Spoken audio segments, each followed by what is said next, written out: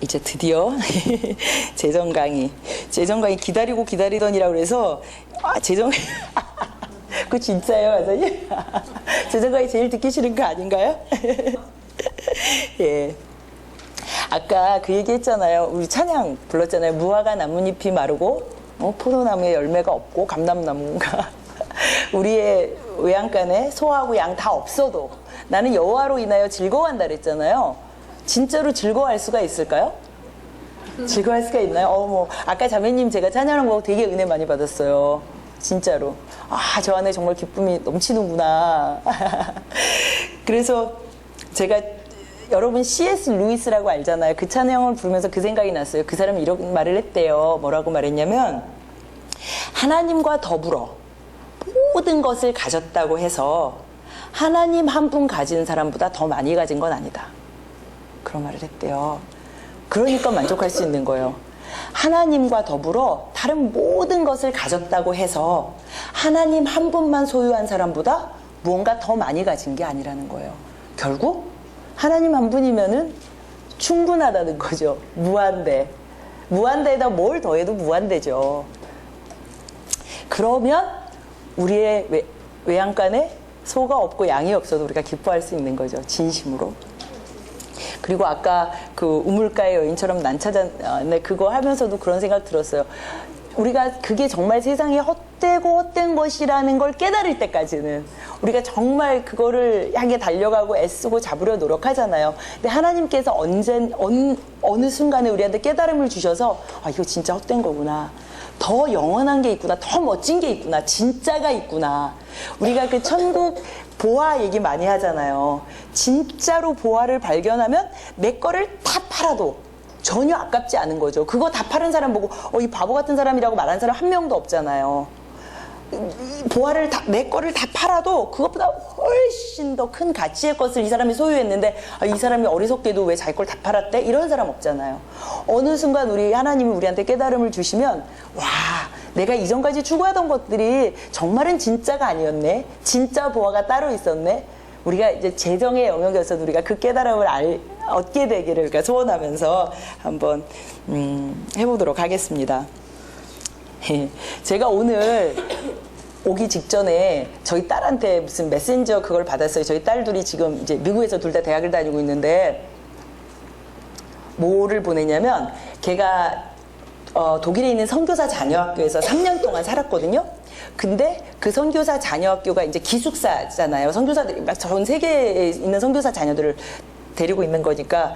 근데 얘가 너무너무 흥분돼서 연락을 한 거예요. 그 기숙사 중에 하나를 문을 닫고 시리아 난민을 받기로 한 거예요. 거기다가. 그래서 얘가 너무 자랑스러워가지고 자기 너무너무 우리 학교 얘는 이제 졸업했죠 올해. 너무 자랑스럽다고. 너무 아름다운 결정 아니에요? 그 블랙 포리스 아카데미라고 혹시 여기 선교 강의 문누가 선교사님 오시나요 이번에? 아니세요? 네.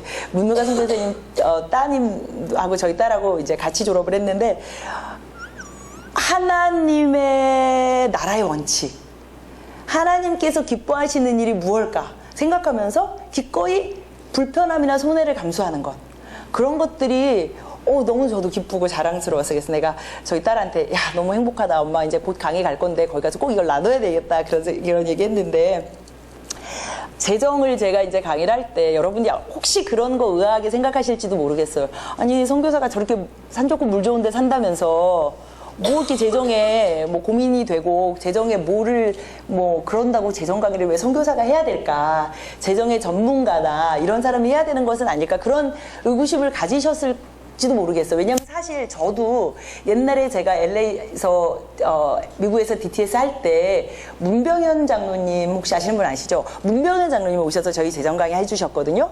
그때 저도 문병현 장로님 뵙기 전에 그런 생각했어요. 저분은 은퇴하셔서 연금으로 생활하시는 분인데 무슨 재정에 고민이 있겠나 그런 생각했거든요. 근데 사실 제가 여기서 드리려는 말씀은 그런 재정의 구체적인 영역에서의 어떤 해법이나 구체적인 영역에서의 비결이나 하다못해 절세 이런 거는 저는 가르쳐드릴 생각도 없을 뿐더러 솔직하게 더 말하자면 가르쳐드릴 능력도 없어요. 중요한 거는 그냥 우리가 함께 하나님 나라의 원칙을 배워가자는 거죠.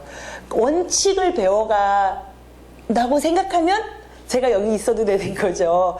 그냥 같이 공부하는 사람으로서 하나님 나라의 그런 원칙들을 배워갔으면 좋겠습니다. 우리 그 다림줄 배우잖아요. 다림줄이라는 게 결국 그거잖아요. 어느 시대나 어느 문화에나 누구에게나 적용되는 분명한 원칙. 이때는 이렇게 되고 이때는 이렇게 되지 않는 것. 재정의 영역에서도 분명히 그런 하나님 나라의 다림줄, 하나님 나라의 원칙이 있다는 거죠. 우리가 그것을 배우고 그 다음에 각자의 구체적인 삶의 영역에서는 치열하게 고민하고 울고 싸우고, 그러니까 영적인 영역에서 부르짖으면서 하나님께 답을 구해 나가야 되겠죠. 왜냐하면 누구에게나 그런 구체적인 영역에서의 포뮬라, 공식은 없어요. 요렇게 하면 요게 결과가 나옵니다. 이런 거 없어요. 그렇죠? 그거는 하나님과 여러분이 마주 앉아서 하나님께 구하고 여쭤야 될 영역이니까요. 그래서 함께 그렇게 공부해 나갔으면 좋겠습니다. 제가 사실 재정 강의를 부탁을 받으면 항상 하나님께 여쭤요. 뭐라고? 첫 번째 질문이, 와, 제가 아직까지 또 배워야 되는 게 있군요. 이번엔 또 뭐를 가르쳐 주시려고 저를 재정 강의를 시키십니까? 그게 제 첫 번째 질문이에요. 왜냐면 제가 선교사가 되고 나서 이제 3년쯤 되니까 철이 들어서 생각나는 게 딱 하나거든요. 뭐냐면 저는 마태복음 28장이 나오잖아요. 지상대의 명령. 너희는 가서 모든 족속으로 제자를 삼고 제자를 삼아. 그거에만 저희가 포커스가 있었거든요. 그래서 늘 어떻게 제자를 삼을까? 그것만 생각했거든요. 제가 3년이지만 앞에 1년 반 정도는 언어 훈련하고 문화 적응 훈련 하느라고 다른 도시에 있었고, 이 병원에 와서 사역을 한 지는 뭐 1년 반 정도밖에 안 됐어요. 그것도 채 안 됐어요. 그러니까 1년 반을 그쪽에서 이제 막 언어 훈련하고 하면서 제 마음에 이제 때가 오기만 해봐라. 나는 정말 이 지상대의 명령을 수행하러 간다. 나는 정말 제자를 삼아야지. 이것만 머릿속에 있었거든요. 그래가지고 이제 짠, 하나님께서 원하시는 곳이라고 생각해서 마날리라는 그곳으로 갔는데, 그래서 막 제자를 삼아야지. 매의 눈으로 누구를 제자를 삼을까? 어떤 사람들을, 어떤 그룹들을 막 이런 거 생각하고 있었는데, 누구도 제 제자가 되려는 마음이 없는 거예요. 내가 누구한텐가 제자가 되게 하려고 뭔가를 가르치려고 하기만 하면 번번이 저항에 부딪히고 벽에 부딪히는 거예요. 그거는 실제적인 무슨 영적인 영역에서의 제자 삶뿐만이 아니라 제가 전문적인 지식을 가지고 하는 것도요. 왜냐면 저는 제가 치과대학을 한국에서 졸업하고 다시 미국에 가서 다녔거든요. 그거 제가 89년에 치과대학을 졸업했거든요. 그리고 지금 있는 저 치과 의사가 이제 그 병원에 한 1년 정도 저 오기 전에 있던 자매인데, 걔는 저희 딸처럼 어려요. 근데 제가 뭘 좀 가르쳐 주려고 그러면 이게 딱 벽이 쳐지는 거예요. 그러니까 얘가 왜 이러나? 내가 가르쳐 주겠다는데 이 귀한 걸 내가 산 넘고 물 건너와서 이 좋은 걸 가르쳐 주려고 그러는데 이상하다 생각했어요. 그리고 그 영역뿐만이 아니라 뭐 다른 공동체에서도, 예를 들면 우리 구역 예배 같은 거 있으면 구역 예배가 제가 보기에 별 볼 일 없는 거예요. 그러면은 가르쳐 줘야 될 것 같은 거예요. 진짜 더 아름다운 공동체의 모습이 있다. 우리 DTS에서 저도 이제 LA에서 DTS 하고 한 7, 8년 섬겼었던 것 같아요. 그래서 마지막 제가 인도 떠나기 3년 전에는 저희 남편이랑 저랑 오렌지 카운티에 있는 DTS를 이제 학교를 시작을 했어요. 그래가지고 저는 막 머릿속에 가득 들었다고 생각했죠. 그럼 이렇게 공동체를 세워나가야지. 누구도 제 얘기를 들으려고 하지 않는 것 같은 거예요. 그러니까 처음에는 막 분노가 일어나고 좌절이 일어나고 뭐 원망이 일어나고, 그러니까 한 뒤쯤에 가서는 관둬라. 뭐 내가 이렇게 귀한 거 가르쳐 주려고 하는데 안 배우려면 말지? 막 이런 생각이 들면서 막 다 싫은 거예요. 사람들이 다 꼴보기 싫고, 이 사람들 저 사람 누구하고도 교제하고 싶지도 않고 그런 단계까지 이르렀었어요. 그러다가 문득 어느 순간에 두려움이 확 몰려오는 거예요. 내가 이 사람들을 이렇게 하나도 사랑하지도 않고 이렇게 미워하고 이렇게 뭐 그런 마음이만 있다면 도대체 나는 여기 왜 있는 거지? 나 하나 보내자고 수많은 사람들이 기도와 물질로 섬겨서 나 여기 와 있는데 나는 도대체 뭐 하는 거지? 너무 무서운 거예요. 가야 되나? 그런 갈등이 있을 때 선하신 하나님께서 저를 다시 찾아와 주셨어요. 그러면서 저에게 도전하신 것이, 그럼 너는 제자냐? 네가 그토록 제자를 삼겠다고 그랬는데 너는 진짜 제자의 삶을 살고 있냐? 너무 충격이었어요. 제가 제자의 삶을 살지 않는데 제 안에 정말 아름다운 제자의 모습이 이루어져 가지 않고 놓치고 있는데 누구를 제자를 삼겠어요? 제가 이 말씀을 드리는 이유는 여러분, 우리 지금 제자 훈련 학교잖아요. 여러분이 제자가 되는 훈련 하시잖아요. 졸업하면은 이제 제자가 되었으니 제자를 삼으면 되나요? 아니요. 계속 제자의 삶을 사세요. 하나님 앞에서 내가 제자의 삶을 살아가다 보면 제자는 생기게 돼 있어요. 자연스럽게 그 결과물로 저 사람이 다르거든요. 제자의 삶을 사는 사람의 모습을 보면 뭔가가 있거든요. 그 가운데서 자연스러운 결과물로 제자 삼기는 이루어지는 거거든요. 그래서 제가 재정의 영역에서 강의를 하면 나는 제자인가? 나는 정말 제자의 삶을 제대로 살고 있나? 그것부터 여쭈는 거예요. 제가 정말 그렇게 살면 그러면 자연스럽게 누군가도 재정의 영역에서 제자가 되고자 하겠죠. 예수님의 제자가. 그래서 여러분도 저와 함께 우리가 동일하게 제자로서 서가는 것을 재정 영역에서 배웠으면 좋겠습니다. 그래서 제가 이제 하나님한테 이렇게 여쭙잖아요. 하나님, 그러면 제가 어느 영역에서 뭘 더 배웠으면 좋겠습니까? 그렇게 여쭈면서 하나님한테 이제 앉아있을 때 하나님께 보니까 제 안에 있는 이런 문제들이 있더라고요. 선교사로서. 첫 번째, 제가 돈을 이제 받는 위치에 많이 있잖아요. 내가 돈을 헌금, 재정 받는 위치에서 내 태도가 올바랐나? 내가 정말 귀한 것을 하나님으로부터, 하나님의 사람들로부터 위탁받았잖아요. 그거를 정말 두렵고 떨리는 마음으로 받아서 그거를 하나님 나라를 위해서 선용하겠다는 그런 게 있나? 그걸 하나님께서 돌아보게 하시더라고요. 그리고 그렇게 내게 플로우된 돈을 내가 사용할 때 태도가 어땠나? 돈에는요 항상 매니퓰레이터라는 하려는 파워가 있어요. 조종하려는 권세가 있어요. 내가 이 사람한테 100원을 주면은요 그 100원어치를 기대하는 마음이 있어요. 그게 꼭 100원을 달라는 뜻이 아니라 뭔가 존경을 받는다거나 감사를 뭐든지. 그래서 제가 저한테 플로우가 됐는데 제 병원에 있어서 뭐 기구나 뭐 이런 거 사는 문제 있잖아요. 마치 제 돈 같은 거예요. 아, 이 사람들이 내 마음에 안 드니까 안 줘야지. 제가 마지막에 막 관계 되게 막 내 안에서 막 그런 거 생겼다 그랬잖아요. 다 배기 싫고. 그러니까 야, 이런 사람들한테 뭘 흘려보내겠어? 이런 생각이 제 안에 드는 거예요. 얼마나 하나님이 슬퍼하셨겠어요. 그 내 돈이에요? 제 돈이에요? 아닌데 하나님께서 저로 하여금 그냥 그곳에 가서 열방의 축복의 통로가 되라고 누군가를 통해서 흘려보내주셨는데 제 안에 딱 막히는 거죠. 그런 문제들. 그 다음에 저는 이제 남편이랑 오랫동안 일을 했으니까 제게 어느 정도의 재산이 있었을 거 아니에요, 자산이? 그 돈을 어떻게 사용하기를 하나님이 원하시는가?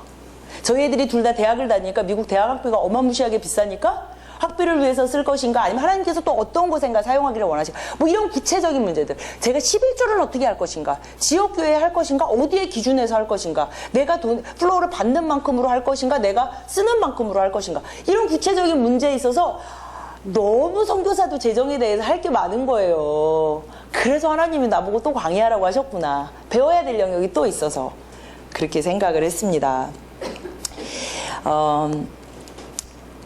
저는요, 제가 선교사잖아요. 여러분 모두가 선교사가 되면 진짜 좋겠어요. 해외로 나가든지 여기 있든지.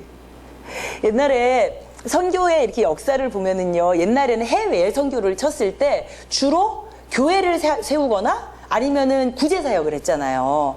뭐 고아원도 세우고 병원도 세우고 뭐 이런 거 많이 했잖아요. 이제 그런 것들이 어느 정도 이제 그 다음 단계에 온 게 NGO 사역이에요. NGO 사역 아시잖아요. 월드비전이나 뭐 컴패션 여러 가지 NGO 단체들을 해서 그것도 일종의 구제사역이죠. 교육도 시키고 뭐 이런 거. 이제 그 시대도 떠났어요. 더 이상 인도만 해도 NGO 비자를 거의 안 줘요. 선교사 비자 없어진 지는 너무 오래됐고 1960년대에 인도에서 선교사는 다 킥아웃 했고요. 그래서 저희 병원도 막 문 닫을 뻔했던 거거든요.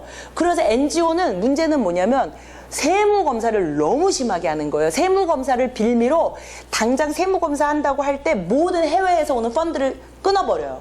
그러나서 조사한다고 하고 뭐 1년, 2년씩 가니까 이게 돈이 안 들어오니까 아무것도 꼼짝달싹을 못하는 거예요. 제가 인터서브 USA 파송으로 갔는데 인터서브 인디아가 그것 때문에 얼마나 고생을 했나 몰라요. 직원들도 결국 많이 잘라야 되고 직원들이 얼마나 오랫동안 월급을 못 받았나 몰라요. 그런 식으로 NGO 사역도 이제 점점 어려워지는 거예요. 이제 유일하게 남은 선교의 통로가 뭘까요? 여러분 혹시 뱀이라고 들어보셨어요? 비즈니스 as 미션? 아마 이번에 그럼 선교 강의 누가 오세요? 이찬호 선교사님 오세요? 아, 모르시나? 하여튼 뱀이라고 비즈니스 as 미션이라는 게 있어요. 그게 뭐냐면 이제 전 세계의 경제가 이게 엮여 있다 보니까 그 누구도 막지 못하는 영역은 딱 하나 이제 남은 게 비즈니스예요. 그러니까 우리가 쉽게 말해서 평신도 선교사 하잖아요. 저 같은 의사도 이제 별 볼 일 없어요. 저 비자를 1년만 한 번씩 갱신해야 돼요. 이번에 들어가서 갱신할 때 잘 줄지 모르겠어요. 제가 아까 말씀드린 그 호주 소학 있다고 그랬잖아요. 그분이 이번에 비자를 못 받아가지고 결국 일을 그만두셔야 됐어요. 그러니까 이 인도만 해도 뭐 우리 안 하시오 이런 거죠. 그러나 그 사람들이 절대 금할 수 없는 건 비즈니스예요. 돈을 벌어야 되니까 자기 나라도. 그러니까 이제 여러분의 때가 온 거예요. 여러분이 정말 이제는 이곳에서 하나님 나라의 원칙들, 하나님 나라의 재정 원칙들 잘 배우셔서 어디든지 가실 수 있어요. 비즈니스는 문 닫힌 곳이 없거든요. 그래서 그곳에 가서 똑같이 사시면 돼요. 하나님 나라의 원칙들을 그곳에 적용하시면서 똑같이 사시면 돼요. 저희가 옛날에 엑스폴로 74 뭐 이런 거 해가지고는 빌리그레암 목사님 오고 해가지고 저희가 10만 선교사 보낸다고 그랬잖아요. 지금 현 주소가 한 2만 7천 명 정도 보냈다 그러거든요. 10만 명 보낼 수 있을까요? 못 보낼 것 같아요. 제 생각으로는. 절대 안 늘어요. 한국 교회가 이렇게 되는데 어떻게 가겠어요? 10만 명을 어떻게 보내겠어요? 근데 동시에 10만 명 보낼 수 있어요. 어떻게 해요? 네. 그렇게 가면 돼요. 평신도가 가서 그곳에서 사업하면서 취직해 있으면서 선교사적인 삶을 살면 돼요. 하나님 나라의 원칙들을 가지고 가서 거기서 그대로 살면 돼요. 선교사 저 신학교도 안 갔고요. 무슨 학위가 있는 것도 아니고 아무것도 없어요. 선교사는 다른 거 아니에요. 똑같아요. 여러분들도 다 선교사인 거예요. 자기가 있는 삶의 현장에서 하나님 나라의 원칙을 살아내고 그 원칙들을 증거하면 그게 선교사죠. 여기건 거기건 무슨 상관이겠어요? 그래서 이제는 더 이상 목사님 이런 거 필요 없어요. 누구나 갈 수 있고 오히려 여러분 같은 일반 저희 같은 우리가 흔히 평신도 사역자라고 하죠. 그분들이 갈 수 있는, 그분들을 어떻게 맡겠어요? 그분들이 가서 그 나라에 유익을 끼치는데, 돈 벌어주겠다는데, 세금 많이 내겠다는데, 그 나라의 경제를 활성화시키겠다는데, 그잖아요. 그래서 여러분들이 우리가 여기서 잘 배우면 좋겠어요. 왜냐면 집에서 새는 바가지는 밖에 나가서 세요. 여기서 하나님 나라의 원칙을 하나도 안 세우고 갔는데 거기 가서 갑자기 되나요? 절대 안 될 뿐더러 더 힘들죠. 저희 나라만 해도 이제는 많이 막 뇌물 이런 거 없어지고 했지만 대부분의 선교지에는 뭐 뇌물 없이 되는 일이 전혀 없는데 그곳에서 죽으나 사나 정말 돌쇠와 같은 뚝심으로 뇌물 안 바치고 그렇게 한다는 게 쉬운 일은 아니잖아요. 그러니까 근데 여기서도 살금살금 세금 떼먹고 살금살금 뭐 이러다가 거기서 어떻게 하겠어요. 그럴 수 없잖아요. 이곳에서 정말 우리 하나님 나라의 재정 원칙을 잘 배워서 그거를 열심히 실천하다가 하나님이 야 이제 너 레디다 가도 되겠다 그러면은 두 말 안고 손 털고 나가시면 되잖아요. 정말 좋아요 선교사. 정말 행복하고 정말 문노가 선교사님이 맨날 그래요. 제일 나쁜 놈이 자기는 못하면서 누구 자꾸 시키는 사람이라고 그러는데 저는 문노가 선교사님 이제 치과 의사시고 키르기스탄에서 20년 사역하셨는데 그분한테 제일 고마운 게 그거예요. 그분을 비롯해서 다른 선배 선교사님들을 보고 와 저거 진짜 멋지구나. 할 만한 거구나. 그거 가르쳐주셔서 제가 이렇게 행복하게 선교할 수 있는 게 너무 좋아요. 그래서 저도 여러분한테 그런 사람이면 좋겠어요. 와 저 신태희 선교사를 보니까 할 만하겠는데? 나도 한번? 그런 생각 하시면 좋겠어요. 저도 이 모든 것들의 시작은 이 자리였거든요. BDTS.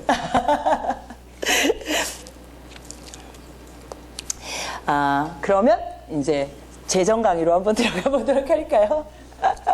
재정 강의, 서론 왜 시키셨을까? 지금까지 한 얘기예요. 도대체 하나님께서 재정 강의를 저한테 시키신 것도 궁금하고 여러분한테도 왜 재정 강의를 굳이 강의 목록에 넣는지 궁금하지 않으세요? 왜냐면 하나님께서 저한테 맨 처음 재정 강의를 했으면 좋겠다고 말씀하셨을 때 하나님께서 저한테 처음으로 지적하셨던 말씀이 저거였어요. 호세아서 4장 6절의 말씀. 우리 호세아서 4장 6절 한번 찾아서 읽어볼까요?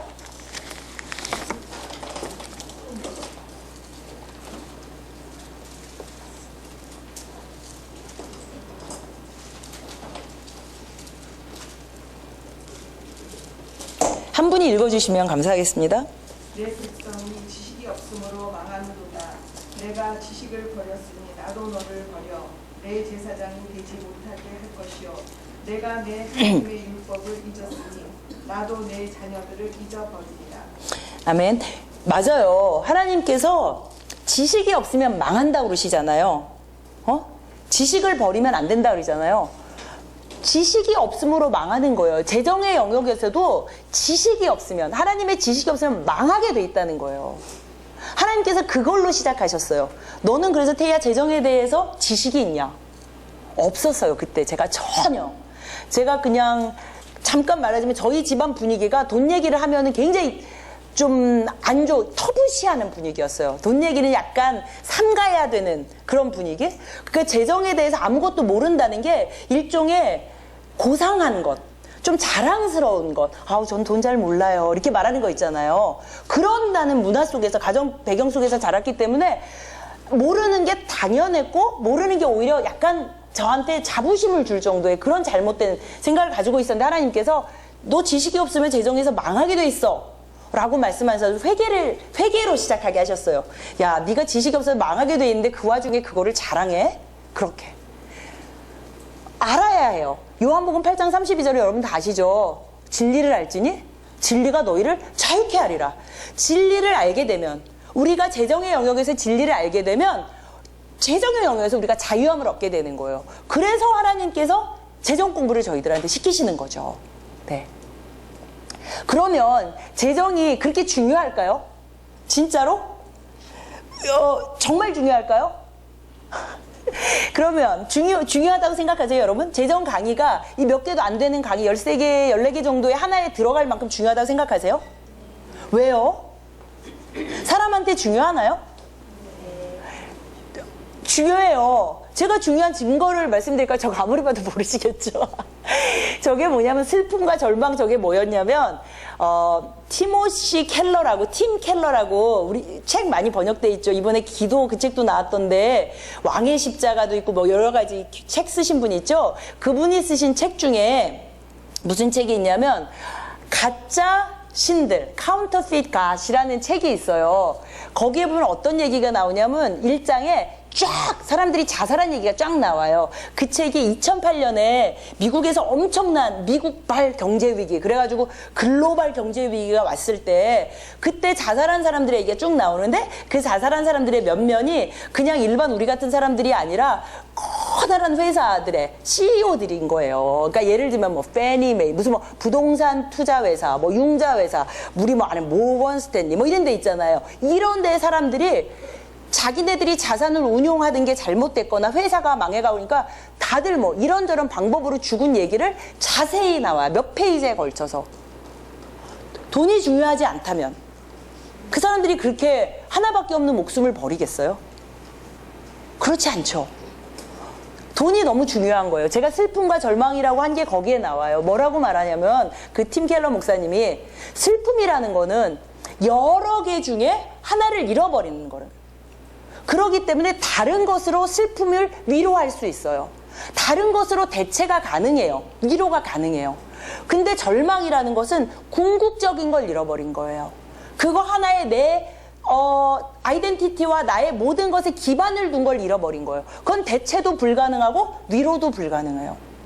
근데 그 사람들은 그 자기의 기반을 돈에 두었던 거죠. 재물에 두었던 거죠. 그것이 망하니까 더 이상 살아 있을 의미가 없는 거죠. 절망에 빠진 거죠. 기꺼이 자기 목숨을 버리게 되는 거죠.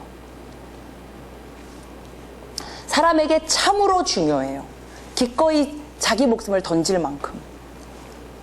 그러면 사람은 그렇게 중요하다고 치고 하나님은 중요하게 생각하실까요? 하나님이 관심 있으실까요? 관심 있으세요.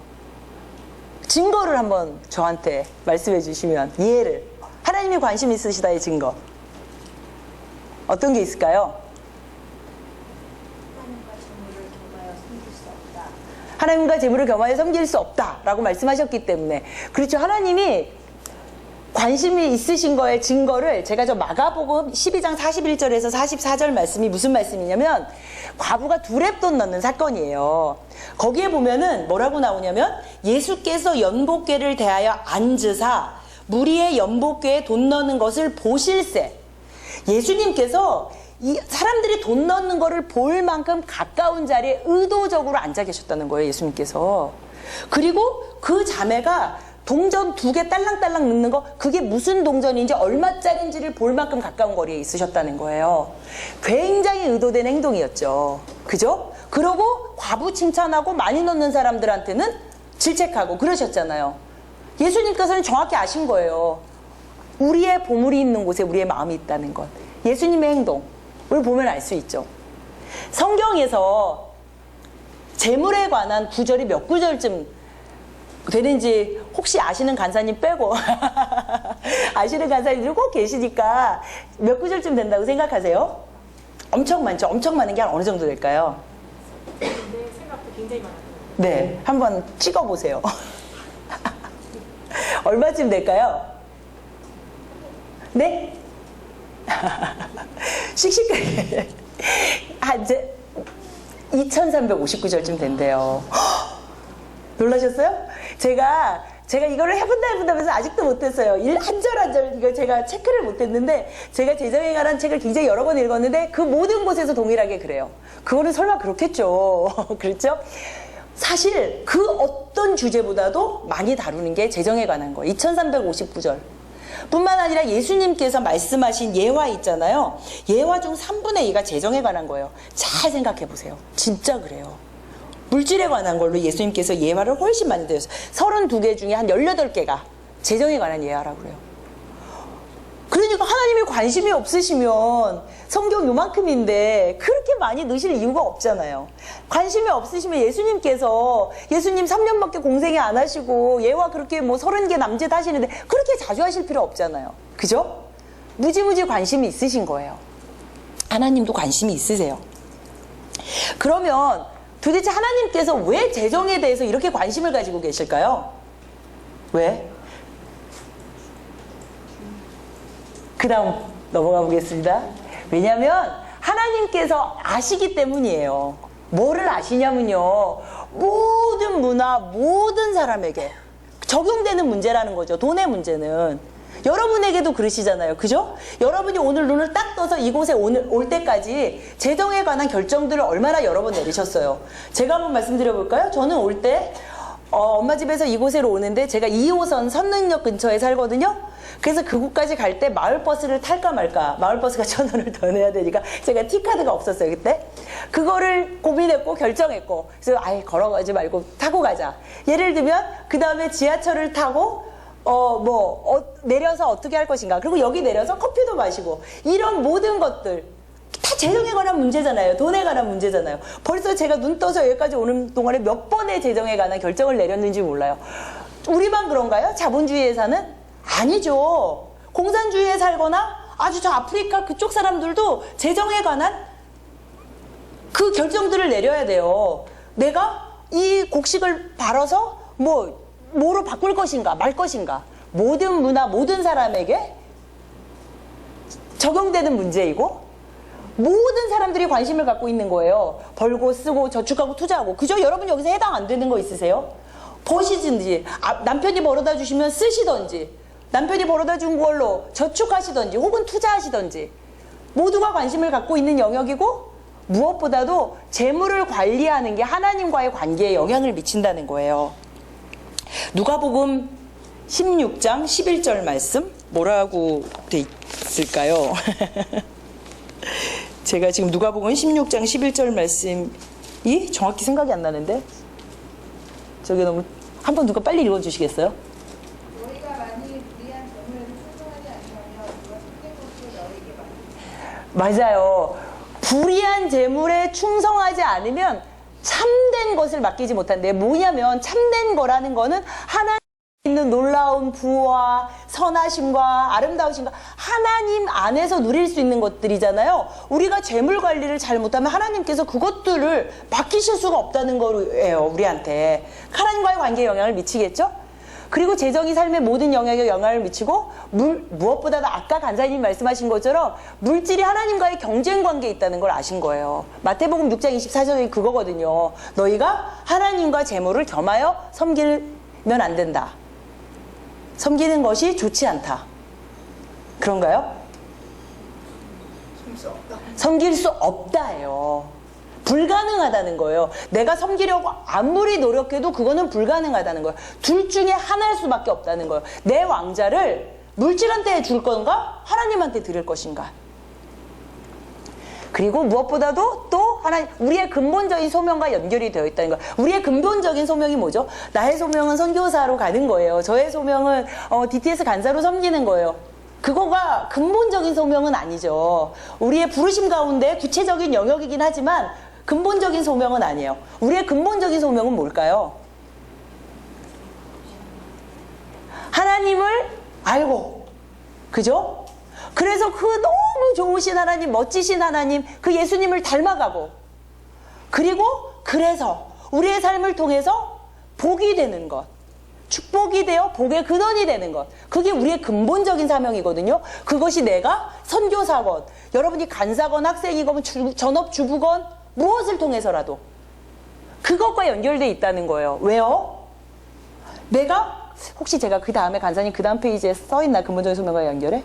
예. 하나님을 아는 거는 내가 재정을 공부하면 공부할수록 하나님은 이런 분이시구나. 하나님께서는 정말 풍성한 하나님이시구나. 하나님께서는 가난한 자들을 정말 불쌍히 여기시고 그들을 섬기를 원하시는 하나님이시구나. 하나님께서는 굉장히 공의의 하나님이시구나. 이런 하나님 자체를 알아가는 거예요. 그리고 예수님의 성품을 담게 되죠. 저희가 재정에서 중요한 원칙 중에 하나는 주는 거예요. 주는 것. 세상의 체계는 사고 파는 체계잖아요. 하나님 나라의 체계는 주고받는 체계라고요. 주는 것. 주는 거의 궁극적인 예가 뭘까요? 정말 궁극적인 주는 것의 예는 요한복음 3장 16절이죠. 하나님이 세상을 이처럼 사랑하사 독생자를 주셨으니, 주시는 것. 그렇게 나도 주는 사람이 되어야지. 정직하고 관대하고 그런 예수님의 성품을 닮아가는 것. 그 다음에 그런 하나님의 나라의 원칙이 내 안에 있어서 복이 되는 거예요. 제가 선교지에 갔을 때 한 번도 그 사람들은 경험해 보지 못한 다른 사람의 필요를 위해서 내 거를 기꺼이 희생하는 모습들. 그죠? 저 사람들은 생각도 못하지만 효율성을 포기하고라도 기꺼이 정직을 선택하는 방법들. 관대한 것. 돌려받을 걸 기대하지 않고 주는 것. 이런 하나님 나라의 원칙들을 세워가면 내 주위의 사람들이 복이 되는 거죠. 여러분, 사실 한국 교회가 지금 너무너무 침체기라고 그러잖아요. 지금 한국 교회에서 50대에서 60대의 그 퍼센테이지가 한 25% 되고요. 30대에서 40대가 뭐 한 15% 되고 이렇게 내려간대요, 쭉쭉. 제가 지금 퍼센테이지를 정확히 기억은 하지 못하겠는데 한 50대에서 60대가 25%, 40대가 15%, 20대가 3% 이렇게 내려간대요. 그래서 한국 교회가 아직 그 위기를 절감하지 못한다는 거예요. 왜 그러냐면 50대에서 60대 분들이 교회를 아직 잡고 있는 거예요. 그리고 그분들은 아직 생산에 종사하기 때문에 그분들이 교회 헌금도 빵빵하게 하고 이러니까 아직 흔들리는 느낌이 없는 거예요. 근데 10년이 지나서 50대, 60대 분들이 경제활동의 일선에서 멀어지고 15%밖에 안 되는 30대, 40대가 50대, 60대가 되고 더 적은 숫자의 사람들이 또 10년이 지나면 어떻게 되겠어요? 너무 무서운 현실 아니겠어요? 그런데 저는 그렇게 되는 거에 가장 큰 이유 중에 하나가 우리가 복이 안 돼서라고 생각해요. 무슨 말이냐면 예수 믿는 사람이 전혀 다르지 않은 거예요. 예수 믿는 사람 옆에 가면 콩고물이라도 떨어져야지 예수 믿을 맛이 나죠. 내 거를 요만큼도 손해를 안 보려고 그러는데요. 전혀 나는 요만큼도 내 손해를 다른 사람을 위해서 손해를 감수하려고 안 하는데 무슨 매력이 있어서 그 예수를 믿겠어요. 예수 믿는 사람 옆에 갔더니 오, 저 사람 이상하다. 요즘 세상과는 다르게 자기가 손해를 보면서도 저 사람을 섬기네. 저 사람 옆에 갔더니 나한테 남는 게 있네. 그래야지 끌리지 않겠어요? 복이 되는 거. 그렇기 때문에 우리가 재정적인 영역에서 하나님께서는 그러기 위해서 우리에게 재정에 대해서 자꾸 말씀하시고 배우기를 원하시는 거죠. 네, 그 다음에요. 일반적으로 두 가지의 극단적인 견해가 있어요. 근데 여러분 이렇게 재정이 중요하고 하나님께서 이렇게 관심 있으신데 교회에서 재정을 잘 다루나요? 재정에 대한 설교를 많이 들으시나요? 11조와 헌물과 건축헌금 빼고? 잘 못 들으시죠? 왜 그럴까요? 배워야 되는데. 그래서 우리가 잘 배우지 못하기 때문에 재정에 있어서 일반적으로 두 가지의 견해가 있어요. 극단적인. 첫 번째는 가난은 저주다. 돈, 풍성함, 풍요가 하나님이 주시는 복의 표시다. 그래서 우리가 정말로 물질적으로 어려움에 있거나 가난하다면 우리의 신앙생활 다시 한번 점검해 봐야 된다. 물론 그럴 수 있지만 반드시 그렇다는 아니에요. 절대 아니에요. 저 정말로 하나님 사랑하고 영적으로 건강하지만 막 우리 세상이 말하는 정의의 풍요로움을 누리지 못하는 분들도 많이 봤어요. 잘못된 거 아니에요. 두 번째는 가난만이 경건이다. 부는 죄악이다. 너무 부자들 보면은 부자가 하늘나라 가는 건 낙타가 바늘기 들어가는 것보다 어렵다고 그랬는데 저 사람 어렵겠군. 그리고 스스로가 자기 의에 빠지는 거죠. 내가 별로 돈이 없을 때 내가 경건한 것이 요렇게 살아야지. 제가요 지금 저희가 안식월이라 이제 미국에 들어갔잖아요. 근데 애매한 거예요. 차 문제가 있잖아요. 미국은 차 없으면 못 다니잖아요. 제가 LA 쪽에 사니까 차를 렌트를 하려고 그래도 미국은 한국보다는 렌트가 굉장히 싸요. 제일 조금만 거 사면은 뭐 하루에 몇십 불이지만 그래도 그거를 몇 달을 해야 되니까. 그런데 마침 너무 감사하게도 저희 시 외삼촌께서 낡은 차가 있으셨는데 그걸 팔려고 그러니까 50만 원도 안 준다 그러니까 그냥 킵하고 계셨던 차가 있는 거예요. 그래서 막 본네트에 페인트 다 뺏겨지고 막 그랬어요. 근데 차는 잘 가요. 그래서 이제 저희가 그 차를 타기 시작했어요. 감사하게. 그러면서 제가 혼자 웃음이 나더라고요. 왜냐면 이 차를 끌고 제가 처음에 미국에 도착하자마자 무슨 치과의료 선교에 무슨 수련회 같은 데를 갔어야 됐어요. 그래서 엄청나게 좋은 호텔에서 하더라고요. 근데 또 문제는 발레 파킹밖에 없는 거예요. 진짜. 그래서 그거를 끌고 거기를 갔더니 그 사람들이 계속 의심의 눈초리로 쳐다보는 거예요. 얘가 일을 하러 온 거지. 그래가지고는 저희 남편이 뭐 믿거나 말거나 나 하여튼 여기 간다고 그리고 발레 파킹을 시키고 들어갔는데 그러면서 제 안에 그런 생각이 드는 거예요. 그런 차를 몰잖아요. 둘 중에 하나예요. 하나는 자기 연민에 빠지거나 하나는 자기 의에 빠지거나. 선교사가 요 정도 차는 몰아줘야지 이게 사람들이 봤을 때 선교사답다 이렇게 말하지. 갑자기 막 삐까번쩍한 거 하면 거나 내가 오늘날 왜 이 모양 이 꼴이 되었을까? 나도 한때는 잘 나갔었는데 자기 연민에 빠지거나. 둘 다 하나님 기뻐하시는 거 아니에요. 하나님이 적게 주시는 시즌이 있을 수 있고 많이 주시는 시즌이 있을 수도 있어요. 엄청난 부를 허락하실 수도 있고 전혀 아닐 수도 있어요. 무슨 상관이에요? 여러분 좋아하시는 내가 능력 주시는 자 안에서 내가 모든 걸 할 수 있느니라 그거 있잖아요. 그 앞구절 아시죠? 모르세요? 찾아보세요. 그러고 나서 여러분 이제 더 이상 그 말을 쓰시기가 쉽지 않으실 거예요. 한번 읽어보실래요? 막 식당 같은 데 붙어 있잖아요. 내가 능력 주시는 자 내가 모든 걸 할 수 있느니라. 앞구절을 안 써놓더라고요. 한번 읽어보시겠어요? 크게?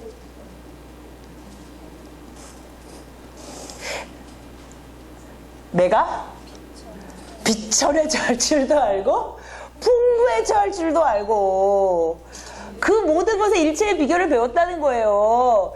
비천에 처해도 되는 내가 그거를 능력 주시는 자가 할 수 있다는 거라니까요. 풍부에 처할 뿐만 아니라 여러분 그렇게 기도해 보셨어요? 비천에 처할 줄도 아는 그 능력을 제게 주시옵소서. 그래서 그러니까 가난이 많이 경건이고 부는 죄악이라는 거 절대 잘못된 거예요. 그러면 우리가 이렇게 하나님께서 중요하게 생각하시는 그런 건데 이렇게 왜 잘못된 개념을 갖게 됐죠? 도대체 왜 그럴까요? 왜 교회에서 잘 안 가르치고 우리 안에 정확한 재정에 대해서 한번 말해보라고 하면 딱히 정리가 안 되는 것 같은 거 있잖아요. 왜 그럴까요? 재정의 영역에서 하나님 나라의 원칙, 그게 다스리는 하나님의 통치가 이루어지지 못하게 하는 악한 영의 권세가 있다는 거예요. 자꾸 우리로 하여금 왜곡된 재정관을 갖게 하거나 아니면 재정 자체에서 아예 그냥 눈을 돌려버리게 만든 거나 제가 그랬던 것처럼 아유 돈 얘기하는 거 별로 이렇게 고상하지 못하지 이렇게 아유 있으면 있는 대로 쓰고 없으면 없는 대로 쓰는 거지 이렇게 잘못된 재정관을 갖게 하려고 자꾸 우리를 부추기는 그런 악한 영의 권세가 있다는 거예요. 지독한 맘몬 영이 있다는 거죠. 네. 자, 그러면 이렇단 말이죠. 그럼 이제 우리는 어떻게 해야 될까요? 당연하죠. 첫 번째, 하나님의 법칙, 하나님의 생각을 알아야 되겠죠. 우리 생각이 백날 모면 무슨 용이 있겠어요. 하나님의 법칙을 알아야 되죠. 로마서 12장 2절의 말씀이 그거잖아요. 우리가 이제 마음을 새롭게 한다고 그러잖아요. 그건 뭐냐면 컴퓨터 여러분 쓰시잖아요. 이전에 있었던 기록들을 다 딜리트해 버리는 거예요. 삭제해 버리는 거예요. 내가 가지고 있었던 생각이 어땠던지 간에 아무 생각 없어요. 그 이유 없어요. 내가 생각했던, 내가 가지고 있었던 모든 그런 것들을 이제 딜리트하고 하나님 거를 다시 싹 다운로드 해버리는 거예요. 이게 뭐 카피 페이스트하고 막 뭐 하려면은 컷하고 페이스트하고 이러려면은 복잡하니까 딜리트하고 한번 새로 시작해보는 거예요. 하나님 영역에서 어떻게 하나님께서 말씀하시고 계시는지. 고린도후서 10장 4절에서 5절에 보면은 그거잖아요. 우리의 싸우는 병기가 육체에 속한 것이 아니래잖아요. 하나님 앞에서 견고한 진을 파하는 강력이다. 모든 이론을 파하며 하나님을 아는 것을 대적하여 높아진 것을 다 파하고 모든 생각을 사로잡아서 그리스도께 복종시킨다. 우리가 여지까지 가지고 있었던 모든 생각을 싹 다 사로잡아서 그리스도 앞에 딱 내려놓고 시작하는 거예요. 하나님, 제가 주님 앞에 싹 복종시켰으니까 이제부터 하나님의 생각, 하나님의 방법, 하나님의 선한 뜻을 제가 다운로드합니다. 가르쳐주세요. 그렇게 하시면 되는 거예요. 제가 맨 처음 재정 강의 부탁을 받았을 때 너무너무 싫었어요. 그리고 제가 재정 강의를 할 수 있는 자격으로는 제일 끝에 있는 사람이라고 생각했어요. 왜냐하면 제가 치과 의사긴 하지만 미국에서 그렇게 오랫동안 치과 의사 생활을 하지 않고 마지막 그 재정 강의를 할 무렵에는 풀타임 주부로 살았었어요, 사실. 그리고 그때 뭐 DTS도 해야 되고 중보기도도 그것도 인도해야 되고 뭐 여러 가지가 있었기 때문에 그러니까 나는 그런 거 하나도 모르고 별로 하지도 않았는데 왜 하필이 나야 막 이런 생각들 했거든요. 근데 결국 자꾸 하나님이 주시는 마음이 있잖아요. 내가 해야 된다는. 그때 하나님한테 진짜 여쭤서 하나님 그러면 나 진짜 아무것도 모르니까 하나님 가르쳐 주십시오. 나는 진짜 하나도 모르니까 하나님이 선생님님이 되어서 성령님이 선생님 되어서 가르쳐 주십시오. 그러면 내가 하겠습니다. 제가 하겠습니다. 그랬을 때 하나님께서 알았다. 이제 내가 가르친다. 말씀하셔서 그거에 순종해서 시작했거든요. 그러니까 성령님께서 뭐 저한테 갑자기 환상 중에 뭘 보여주신 건 아니에요. 수많은 이라고 하기에는 그보단 적은 재정 강의, 재정에 관한 책들을 그 선배들의 책을 읽었고 열심히 성경을 읽었고 뭐 이렇게 하면서 하나하나 하나님의 뜻이 이러하구나. 하나님께서 이렇게 말씀하시는구나. 그런 것들을 배워나간 거예요. 제 것들을 딜리트하고 다운로드하기 시작한 거죠. 그러면서 그 용량이 조금씩 늘어난 거죠. 근데 문제는 그걸 다운로드하면서 끝나는 건 아무짝에도 쓸모가 없다는 말이에요.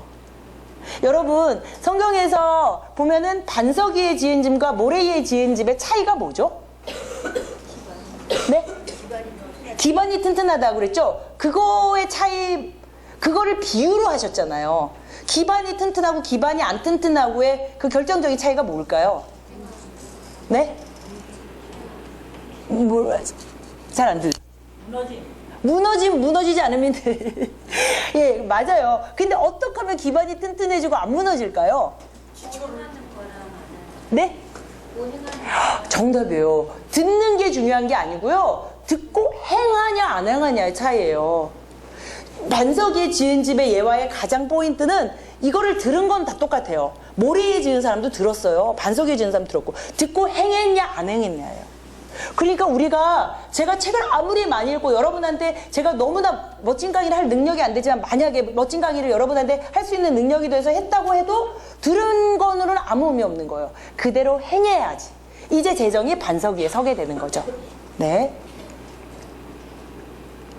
그런데 그러면 기본 전제가 있어요. 우리가 이제 재정 공부를 하려면 첫 번째 기본 전제는 뭐냐면요, 하나님께서는 날 사랑하시는 아버지시며 항상 내게 최선의 것을 주고자 하시는 분이다. 아멘? 아멘이시죠?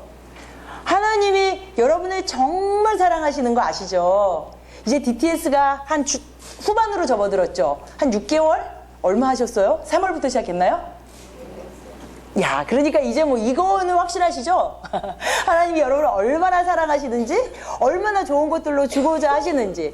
로마서 8장 32절 누가 한번 빨리 찾아서 읽어보실까요?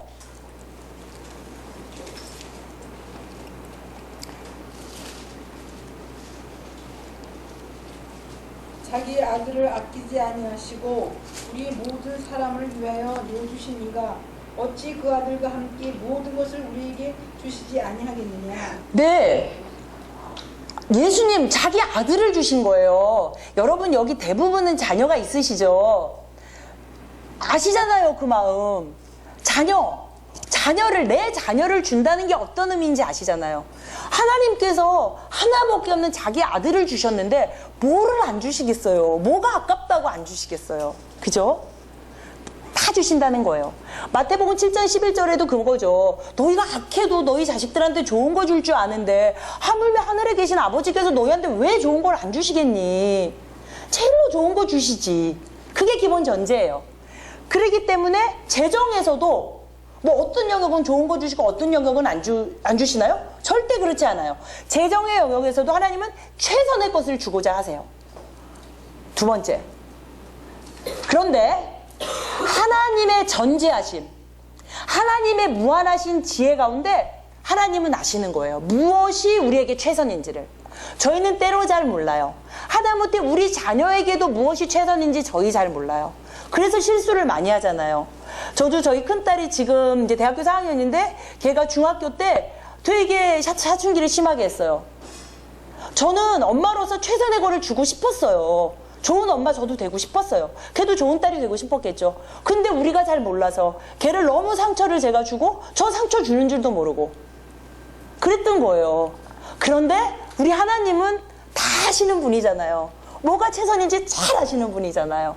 그러니까 우리한테 뭐가 최선인지 재정에 의해서 분명히 아신다는 거죠. 이사야서 55장 8절 9절 뭘까요? 내 생각은 너희 생각과 달라. 근데 내 길은 하늘같이 높아. 그거잖아요. 그게 이사야서 55장 8절 9절 말씀이잖아요.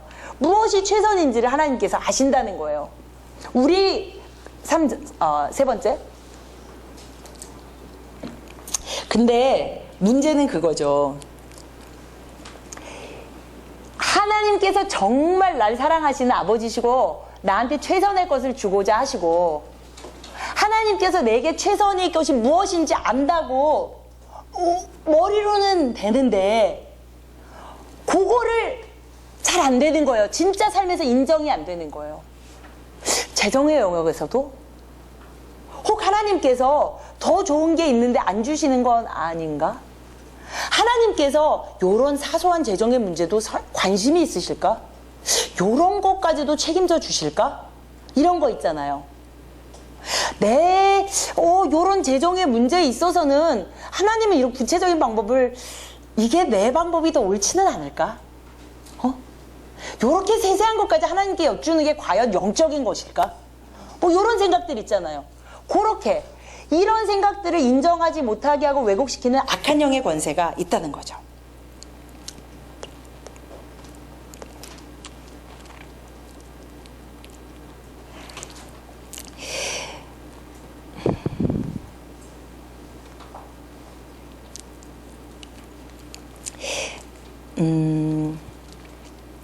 아까 하나님이 너무너무 나를 사랑하시는 아버지시고 나한테 최선의 것을 주고자 하신다고 했잖아요. 제가 오기 직전에 이제 저희 본 교회는 오렌지 카운티 제일 장로교회예요. 딱 감이 오시죠? 어떤 교회인지. 제일자 들어가고 장로자 들어가면 이렇게 딱 아시잖아요. 저희가 너무 모교회에서 사랑을 많이 받고 이번에도 갔더니 그거 아시잖아요. 권사님들이 손 한 번을 잡아줘도 막 수고하죠. 막 이렇게 따뜻하게 잡아주시고 교회에서 국밥 주실 때도 막 이왕이면 고기 한 점이라도 더 넣어주시려고 그러고 너무너무 행복하고 막 따뜻하고 너무너무 좋았어요. 그래도 약간 이렇게 채워지지 않는다는 건 말고 약간 좀 이렇게 좀 다른 것들을 경험하고 싶을 때가 있잖아요. 그래서 저희 동네에 가까운 이제 미국 교회를 갔어요. 거기는 이렇게 좀 뭐라 그럴까 아주 큰 메가처치 같은 교회였는데 그러니까 주일 예배는 저희 본교회에 가야 되니까 수요 저녁 예배를 갔거든요. 너무 감사하더라고요. 요즘 한국 교회가 수요 예배 거의 없어졌죠. 한국은 아직 맞나? 미국은 거의 없어요. 그리고 금요 예배도 거의 없어지고. 근데 거기 수요 예배 갔더니 꽉 찬 거예요. 그 큰 교회가 주일날처럼 얼마나 은혜가 되는지 그 주중에 그 저녁 7시에 드리는데 근데 거기서 이제 처음에 예배 이제 말씀을 드리기 전에 비디오 클립 같은 걸 그 말씀에 근거해서 조그맣게 만들어서 보여주는 것 같아요. 그 비디오 클립이 뭐였냐면 어떤 여자애 2명하고 엄마가 있어요 방에. 근데 여자의 생일인가 봐요. 이렇게 꽃갈모자를 하고 막 이렇게 있는데 뭐 해피 벌스데이 한 다음에 엄마가 이게 생일 선물을 풀어보라고 그러니까 여자애가 싹 풀어보니까 강아지 인형이 있어요. 그러니까 얘가 엄마 너무 고맙다고 나 이거 너무너무 원했던 거라고 막 그래요. 근데 그 옆에 딱 이렇게 줌을 해서 보면 이렇게 실망해서 이렇게 앉아있는 여자애가 따로 있어요. 모르겠어요. 동생인지 뭐 친구인지. 걔가 그 부러운 눈 있잖아요. 그리고 이제 좀 그런 눈으로 앉아있으니까 엄마가 걔를 쫙 보더니 걔한테 가서 속삭속삭 얘기를 해요. 이거 얘면 주면 어떻겠니 뭐 이런 식으로 얘기를 하는 거겠죠.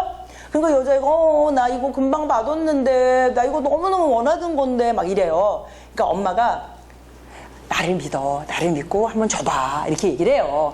그러니까 얘가 애기니까 걔도 뭐 마지못해서 가지라고 그래요. 그러니까 걔가 막 너무 좋아해요. 그러니까 엄마가 갑자기 그 여자애한테 눈을 감아보라 그래요. 그러니까 얘가 왜 그러냐고 그러니까 한번 감아봐 그래요. 그러니까 얘가 감으니까 엄마가 얘 손을 잡고 이제 문 밖으로 나가는 거예요. 그러면서 눈을 떠봐.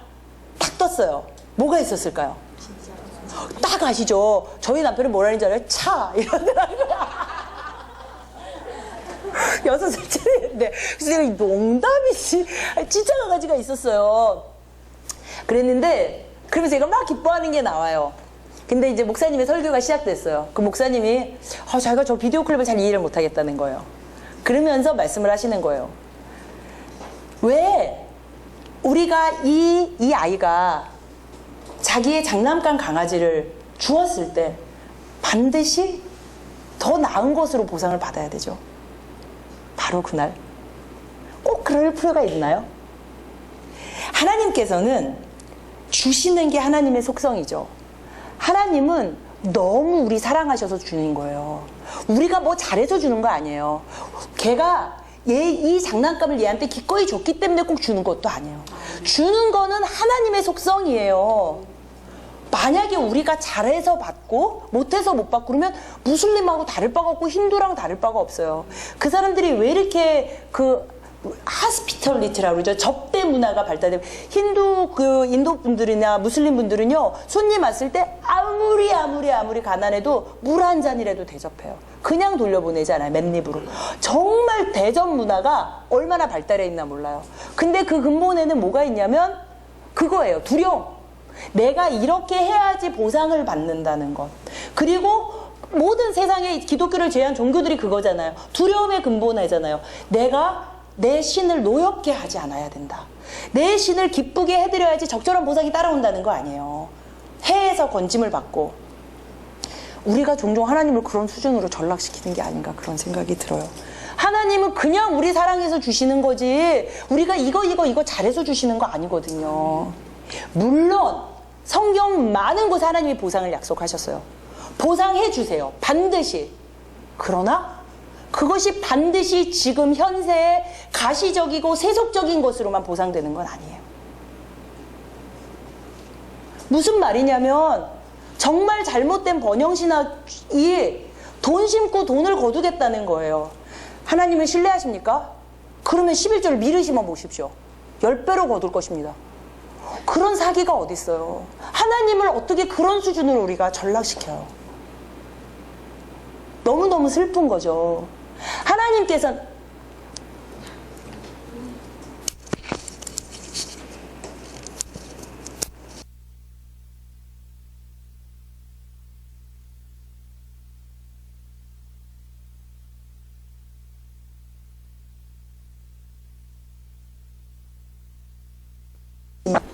그것이 반드시 지금 많은 사람들이 말하는 그런 물질적인 보상일 필요가 있나요? 하나님께서는 더 멋지고 놀랍고 아름다운 것들을 준비해 두고 계신데 내가 왜 1,000원을 심었는데 하나님이 1,000원으로 안 갚으시지? 성경에 분명히 30배, 60배, 100배라고 그랬는데 왜 3만 원, 6만 원, 10만 원을 안 갚으시지?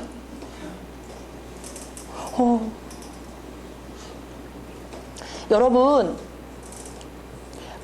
아까 고넬료 보면은 네 구제가 힘이 많아서 하늘에 상달됐다 그러잖아요. 그럼 하나님이 고넬료가 구제 많이 했으니까 돈 많이 갚아주셨을까요? 뭐 그랬을 수도 있겠지만 성경에서는 그것보다 더 놀라운 선물을 주셨잖아요. 뭘 주셨죠? 성령을 주셨잖아요. 이방인으로 처음으로. 그래가지고 사람들이 와, 이방인한테도 하나님의 영이 임하고 성령을 받는구나. 그거의 증거로 세워졌잖아요. 다비다가 얼마나 많은 사람들을 구제했어요. 다비다에게 그 구제함이 심히 컸기 때문에 엄청 많은 큰 수선집을 지셨을까? 왜냐면 다비다가 옷을 많이 지었으니까. 다비다에게 뭘로 선물해 주셨죠? 생명으로 주셨어요. 이 2렙돈을 넣은 과부 있잖아요. 과부가 2렙돈을 넣어서 하나님이 그 다음에 막 엄청난 부를 허락하셨을까요? 그랬을 수도 있겠죠. 그러나 하나님께서는 세세대대 이 자매의 이름이 기록되도록 하셨잖아요. 와, 그 자매 천국 가서 한번 보고 싶다. 누군지. 자기가 가진 전부를 넣는 그 믿음은 어떤 것일까? 그 자매는 어떻게 생겼을까? 천국 가면 다 알아볼 수 있을 거예요. 아, 저 자매가 그 자매구나. 이렇게. 그렇게 더 멋진 것들로 주실 수 있는데 오늘 돈을 심었으면 하나님께서 언제나 이 돈을 30배, 60배로 갚아주시나? 그거는 하나님을 너무 천박한 수준으로 우리가 전락시키는 것 같아요. 당연히 하나님의 특별한 은혜와 계획 속에서 물질적인 부를 허락하시는 경우가 많이 있어요. 그리고 그거는 종종 내가 천국에 가서 줄 것들 엄청 더 멋진데 한번 맛을 봐라. 뭐 이런 차원일 수도 있고, 또 하나님께서 그거를 복을 주시면서 네가 이거 잘 관리했으니까 내가 이걸로 한테 맡길게. 또 한번 더 멋지게 사용해봐라. 이런 차원일 수도 있고 할 수 있어요. 하지만 반드시 그런 건 아니에요. 그 함정에 안 빠지시면 좋겠어요.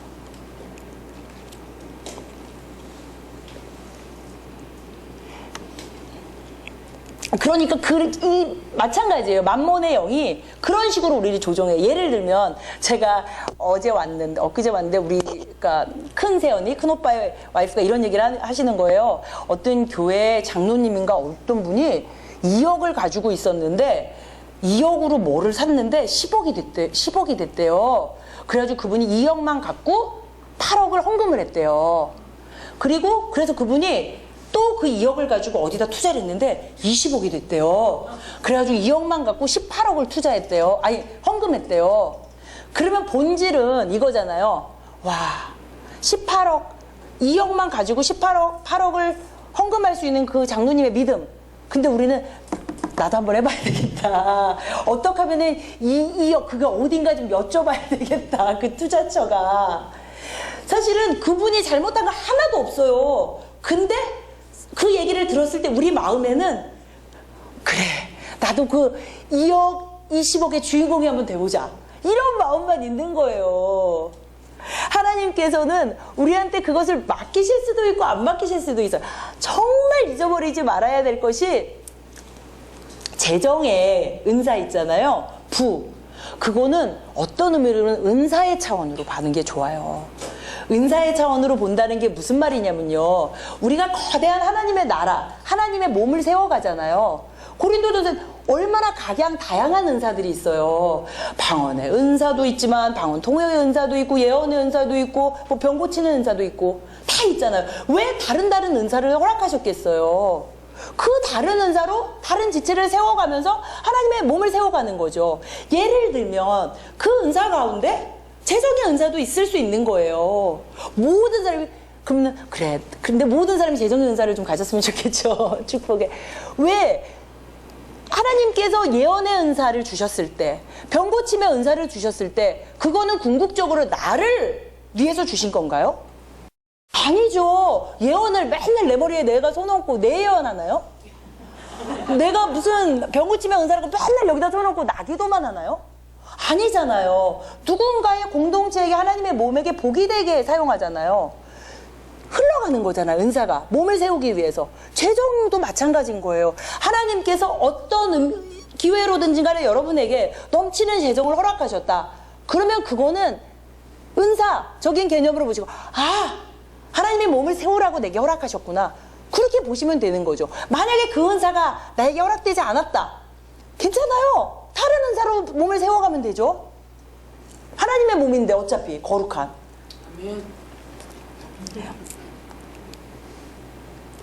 이게 자꾸 코드를 눌러야 돼서. 그래서 아까 첫 번째는 첫 번째 제가 뭐라 그랬죠? 하나님께서 날 사랑하시는 아버지고 최선의 것들을 주고자 하신다. 두 번째는 하나님의 전지하신 가운데서 무엇이 최선인지를 아신다. 그렇게 말씀을 드렸죠. 근데 하나님께서 무엇이 최선인지 아시잖아요. 근데 여러분이 좀 마음 단단히 잡수셔야 되는 게 내 생각하고 다른 경우가 정말 많아요. 내 생각에는 예를 들면 이런 거예요. 어떤 사역에서 헌금이 너무 필요한 거예요. 아프리카에 물을 하는데 펌프 한다고 돈이 필요하다는 거예요. 너무 마음이 갔어요. 그거에. 하나님께서 예를 들면은 거기 1,000만 원이 필요하대요. 하나님 1,000만 원을 주시옵소서. 1,000만 원을 주시면 제게 이 재정을 허락하시면 제가 그 펌프 사는데 그 선교사님이 돕는 데 쓰겠습니다. 그 아프리카에 정말 그 깨끗한 물이 없어서 그러니까 죽어가는 애들을 살리는 데 쓰겠습니다. 기도했어요. 근데 하나님이 1,000만 원 안 주셔요. 그러면 쿨하게 접으시면 돼요. 어떻게 생각하시면 되냐면 이번에는 하나님께서 이 아프리카 그 펌프 사역에 내 재정을 쓰고 싶은 게 아니고 다른 지체를 통해서 일하시려나 보다. 그렇게 생각하시고 쿨하게 접는다고 싹 접는 게 아니라 기도하셔야죠. 하나님 누군가를 통해서 이렇게 재정이 흘러들어가게 하십시오. 그리고 더한다면 1,000원이 됐던 10,000원이 됐던 씨앗을 심어보는 거죠. 씨앗을 심고 계속 기도하는 거죠. 이렇게 하다 보면 하나님께서 특별한 은사 가운데 재물에 얻을 능을 많이 주신 사람이 아닌 경우에는 한 번도 폼나는 사역의 주인공이 될 수 없는 경우가 많을 거예요. 아프리카에 이 교회를 누구 이름으로 지었다. 하다못해 의자 뒤에 이름이라도 김말숙 이렇게 한 번도 그런 거를 못 해볼지도 몰라요. 그러면 어때요? 하나님의 나라가 함께 세워져 가는 건데 그게 꼭 내 돈으로 해야 되나요? 아니죠. 여러분이 만약에 그것에 너무 마음이 갔는데 하나님께서 재물을 그때 허락하지 않으셨으면 금식하시면서 중보하시면 되잖아요.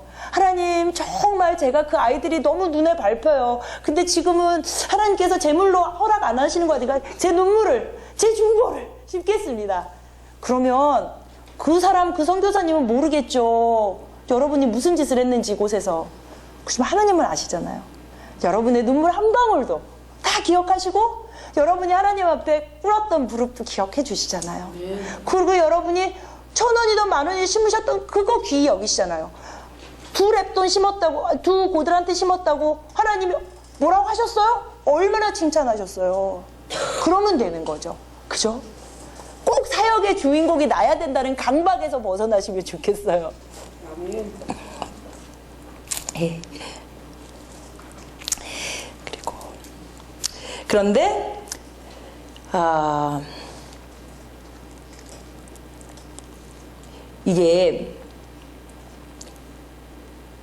이게요 참 재정 문제가 이게 희한한 게요. 하나님께서 우리를 너무 사랑하셔서 어떤 때 재정의 축복이나 축복들을 허락하시잖아요. 그러면 그 축복을 잘 사용하면 좋겠는데요. 일반적으로 그 축복이 하나님께 대해서 철저히 의존하는 의존성을 싹 사그라뜨리는 그런 도구가 되는 경우가 많아요. 무슨 말이냐면 우리가 그리스도인으로서 가장 복된 건 뭐예요? 정말 하나님 없이는 나는 아무것도 아닙니다. 하나님밖에 없어요. 하나님께 대한 철저한 의존성이거든요.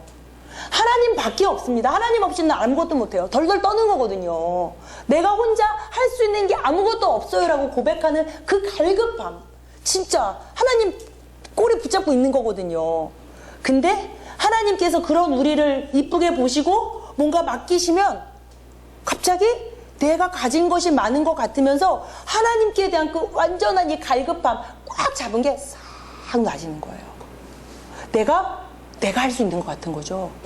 내가 여유가 있으니까 하나님에 대한 그 간절함이 싹 사라지는 거죠. 그래서 참 재정이라는 게 위험하고도 멀고도 그런 건 것 같아요. 그래서 재정의 축복을 하나님께서 달라고 말씀하실 때 정말 내가 이걸 정말 잘 다스릴 수 있는 그 능력이 되기까지는, 예를 들면 그거는 함부로 기도할 영역은 아닌 것 같아요. 여러분 은사를 많이 가지신 그런 사역자나 이런 분들이 말년이 안 좋으신 분들이 많잖아요. 막 병 고치는 은사, 예언의 은사 막 이렇게 하셨던 분들이 마지막에 가서 왜 그러냐면 은사를 내 것처럼 생각하셔서 그렇거든요. 계속 흘려보낸다기보다도 아무것도 아닌데 나는 질그릇 같은데 하나님이 어떤 이유에서인지 나를 쓰기로 작정하셔서 나한테 은사를 주신 거잖아요. 그 병 고치는 것도 예언은. 근데 어느 순간 갑자기 스스로가 자꾸 올라가는 거잖아요. 그러면서 하나님한테 대한 그 의존성이 점점 사라지는 것. 그게 정말 아이러니고 위험한 것이고. 네. 아, 몇 시까지 해주시는 시간이, 그죠? 쉬는 브레이크 타임은 지나고. 아, 그래요? 저 브레이크 타임 할게요. 그러면은요, 제가 DTS를 한두 번 한 것도 아닌데 왜 이거 브레이크 타임을 잊어버리고 시간을 계속 보면서도. 네. 그래서 제가 요거까지만 할게요. 그래서 그 하나님이 그런 분이신데 그거를 생각을 인정하지 못하게 하고 왜곡시키는 악한 영의 권세가 있는데, 그리고 그런 악한 영의 권세 때문에 우리 안에 자리 잡은 견고한 진이 있고요. 그럼에도 불구하고 좋은 소식은 우리에게는 이 모든 영적 전쟁에서 승리할 수 있는 모든 권세가 있다는 것입니다. 돌아와서 다시 하도록 하겠습니다.